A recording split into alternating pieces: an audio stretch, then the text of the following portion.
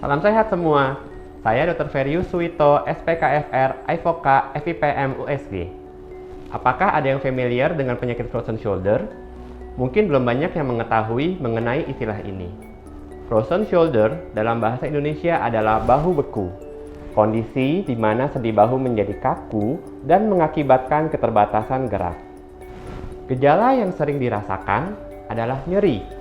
Nyeri ini sifatnya terus-menerus tanpa ada periode hilang timbul dan akan semakin parah saat digerakkan.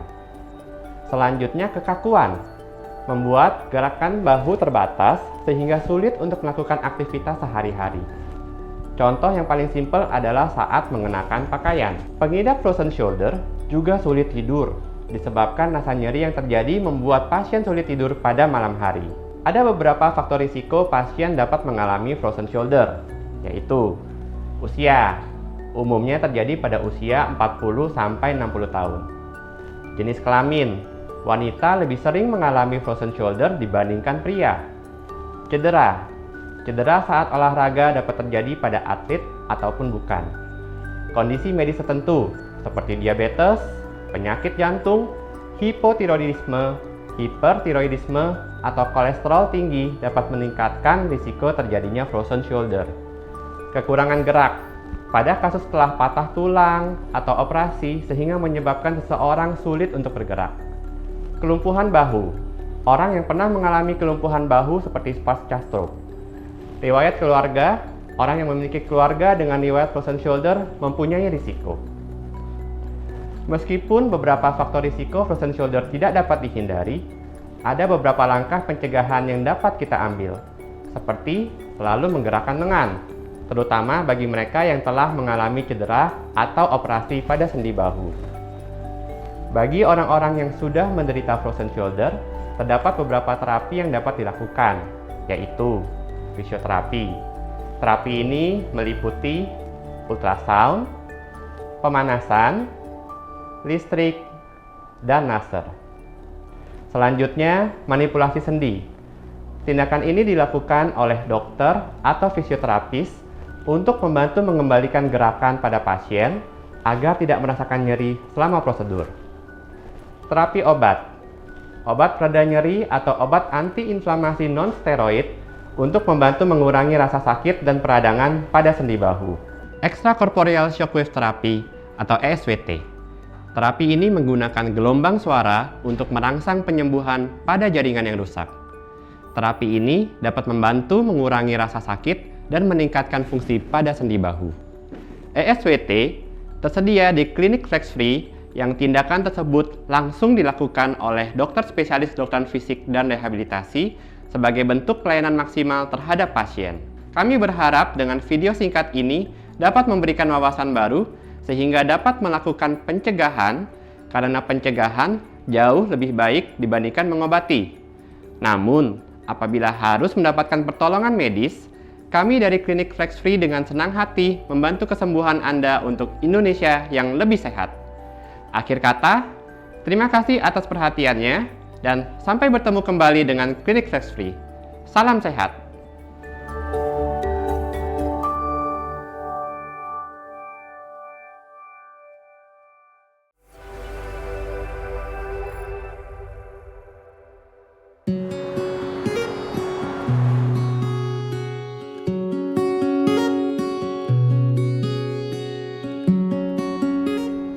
Akhirnya selesai juga ya proyek kita ini. Aduh. Capek banget. By the way, lu abisnya ada meeting lagi ya? Aduh, iya nih lagi. Ada meeting lagi gua hari ini. Lu pakai high-risk seharian emang nggak pegel apa? Pegel lah. Malah ya, tumit gua tuh sering sakit tau. Terus lu nggak ngecek gitu? Lu mendingan cek ke dokter deh daripada ini tambah parah. Emangnya periksanya kemana ya? Gue punya klinik yang bagus. Namanya Klinik Flex Free. Udah datengin aja. Tunggu. Itu klinik apa sih? Klinik Flex Free itu klinik yang mengobati masalah pada otot, tulang, sendi, saraf kejepit, cedera karena olahraga atau kerja, kelainan tulang belakang, dan kaki yang mana cocok banget buat masalah di tumit lo. Gue punya kartu namanya. Lu coba datengin aja ya. Makasih ya infonya. Nanti gue coba kesana deh. Iya, sama-sama. Gue duluan ya ke meja ya. Dah. Sel.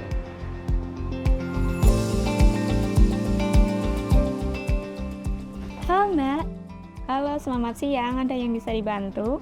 Jadi gini Mbak, kaki saya tuh kan sering nyeri di area tumit kan, gara-gara pakai high heels. Kira-kira perawatan yang cocok apa ya Mbak? Oh iya bisa, nanti bisa langsung dikonsultasikan dengan dokter ya. Boleh ditunggu sebentar, silakan. Makasih ya Mbak.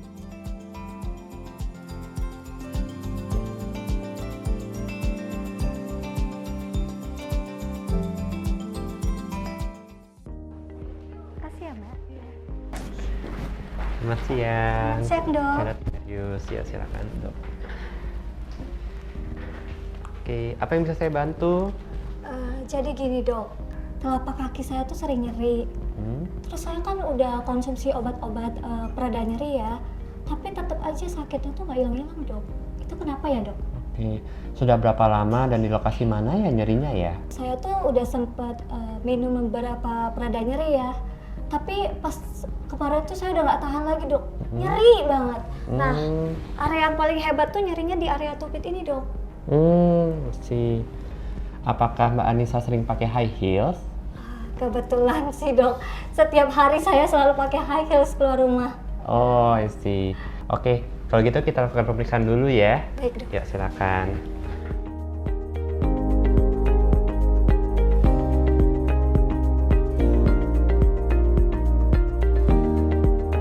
Sakit. Sakit ya.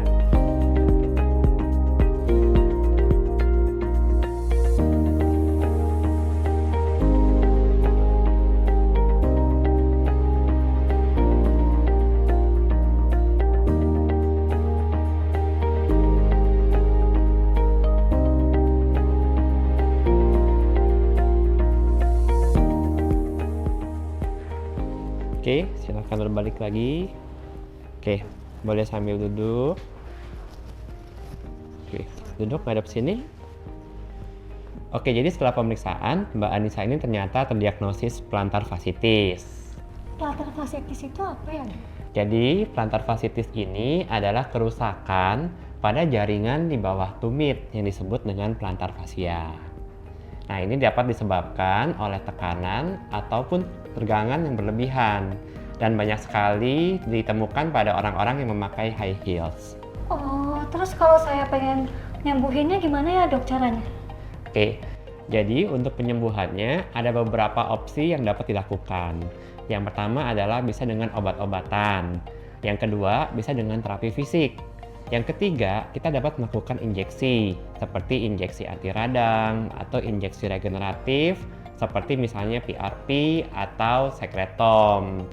Nah, terakhir kalau misalnya memang tidak sembuh, ya kita harus melakukan operasi. Nah, untuk kasus Mbak Anissa, kita akan menggunakan sekretom. Sekretom itu apa ya dok? Ya, jadi sekretom ini adalah cairan yang diambil dari stem cell yang akan kita injeksi masuk ke dalam dan nanti akan menstimulasi jaringan-jaringan sekitarnya untuk mengalami regenerasi. Oke, injeksi sekretomnya sudah selesai ya Mbak Anissa. Terima kasih banyak ya dok. Oke, ya jadi nanti kalau misalnya ada keterbatasan fisik atau gangguan fungsi yang disebabkan oleh penyakit atau cedera tertentu, jangan sungkan untuk pergi ke dokter spesialis kedokteran fisik dan rehabilitasi atau SPKFR. Terima kasih ya dok. Oke, sama-sama.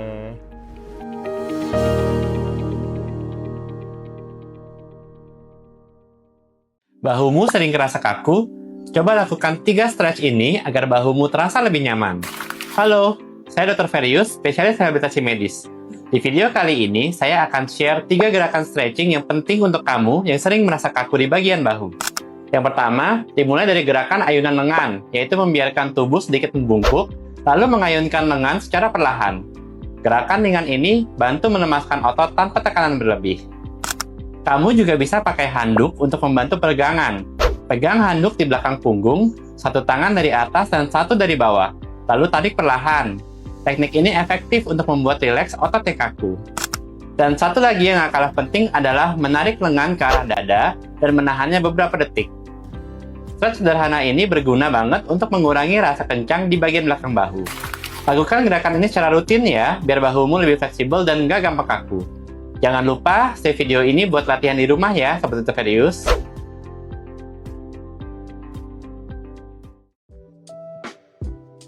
Bahu kaku bikin frustrasi?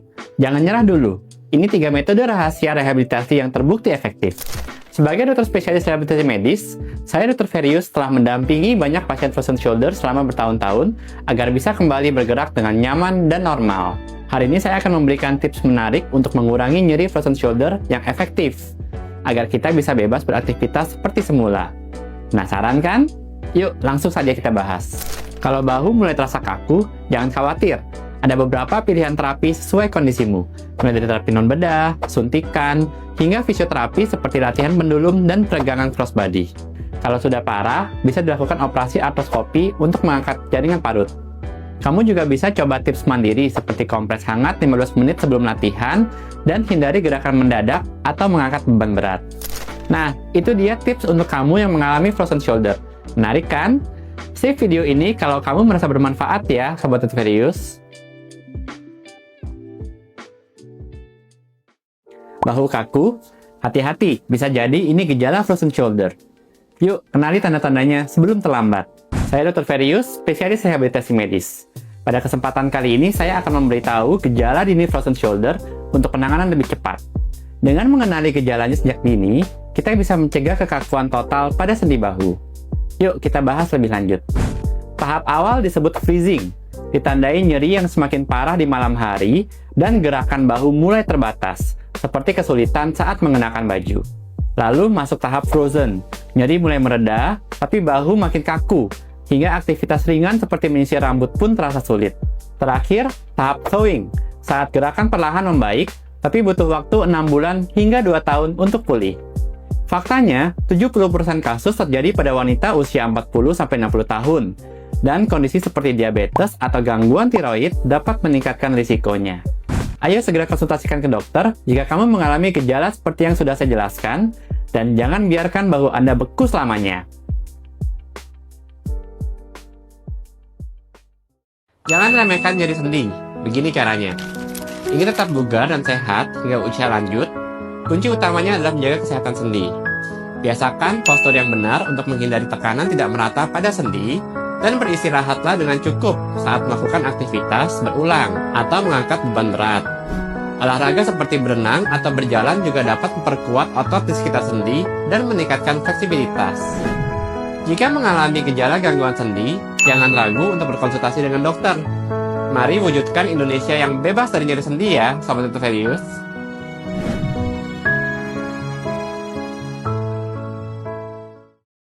Jangan anggap sepele. 3 kebiasaan ini bisa merusak sendimu secara perlahan loh. Pertama, terlalu lama duduk tanpa peregangan bisa bikin sendi kaku dan nyeri. Karena sendi perlu gerakan untuk menjaga kelancaran cairan sendi dan kesehatan kartilago. Kedua, sering naik turun tangga atau jongkok berdiri dengan teknik yang salah bisa memberi tekanan berlebih pada lutut, apalagi kalau tanpa pemanasan. Ketiga, berat badan berlebih. Diam-diam memberi beban ekstra ke lutut dan panggul yang mempercepat kerusakan tulang rawan dan meningkatkan risiko artritis di usia muda. Nah, itu dia 3 kebiasaan yang dapat merusak secara perlahan pada sendi. Jadi, rawat sendimu dari sekarang ya, Sobat Tutorius.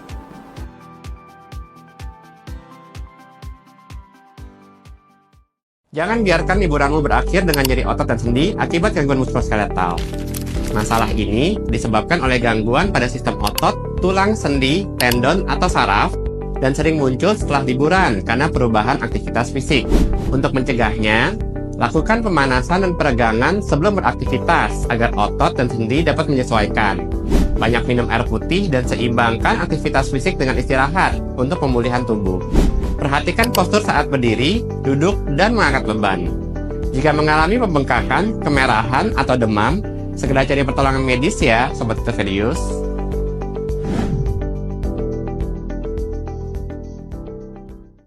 Dok, kok lutut saya bunyi krek tiap naik tangga? Apa itu pengapuran? Halo, saya Dr. Ferius, spesialis rehabilitasi medis. Bunyi krek pada lutut sebenarnya cukup sering terjadi dan dalam istilah medis disebut crepitus. Kalau bunyinya tidak disertai nyeri, bengkak, atau kaku yang mengganggu, biasanya itu hanya gesekan ringan pada sendi atau gelembung udara di cairan sendi. Namun kalau bunyi tersebut disertai nyeri, bisa jadi tanda awal pengapuran atau masalah pada tulang rawan lutut. Jadi, jangan langsung panik kalau lutut berbunyi. Karena nggak semua bunyi lutut itu berarti pengapuran ya. Nah, buat kamu yang punya keluhan lain, bisa langsung tulis di kolom komentar atau DM, biar saya bisa bantu jawab ya, Sobat Ortopedius. Baru usia 40-an, tapi lutut sudah terasa nyeri. Jangan buru-buru nyalahin umur. Nggak semua nyeri sendi itu karena penuaan loh. Seiring bertambahnya usia, sendi bisa mengalami penurunan fungsi. Tapi faktanya, nyeri sendi bisa terjadi lebih awal, karena berbagai faktor seperti obesitas, cedera lama yang nggak ditangani dengan benar, aktivitas berlebihan, hingga gaya hidup sedentary. Jadi, bukan soal tua atau muda, tapi soal bagaimana kamu menjaga tubuhmu. Penanganan yang tepat bisa mencegah nyeri sendi jadi kronis, bahkan di usia produktif. Ingat, umur boleh nambah, tapi tubuh tetap bisa dijaga. Yuk, mulai peduli pada sendi dari sekarang ya, Sobat Ortopedius. Tiba-tiba nyeri punggung saat bangun dari duduk? Hati-hati, 3 kebiasaan ini mungkin jadi penyebabnya. Sebagai dokter rehabilitasi medis, saya sering menemui pasien low back pain kronis setiap minggu. Sayangnya, banyak yang tidak sadar bahwa sumber masalahnya justru dari kebiasaan kecil yang dianggap sepele. Di video kali ini, saya akan menjelaskan kebiasaan sehari-hari yang tanpa disadari menjadi penyebab low back pain. Pengen tahu apa aja? Yuk langsung kita bahas. Nah, faktor pertama karena duduk terlalu lama dan posisi duduk membungkuk. Dapat dicegah dengan cara menggunakan kursi ergonomis dan istirahat setiap 30 menit. Kedua, kebiasaan mengangkat beban sambil membungkuk juga berisiko. Cara yang benar adalah tekuk lutut dulu dan jaga punggung tetap lurus. Terakhir, tidur tengkurap bisa mengganggu kelengkungan alami punggung. Lebih baik tidur miring dengan bantal di antara lutut. Sekarang udah tahu kan 3 kebiasaan buruk yang menyebabkan low back pain? Jadi, jangan sampai melakukan 3 kebiasaan yang dapat memicu low back pain ya.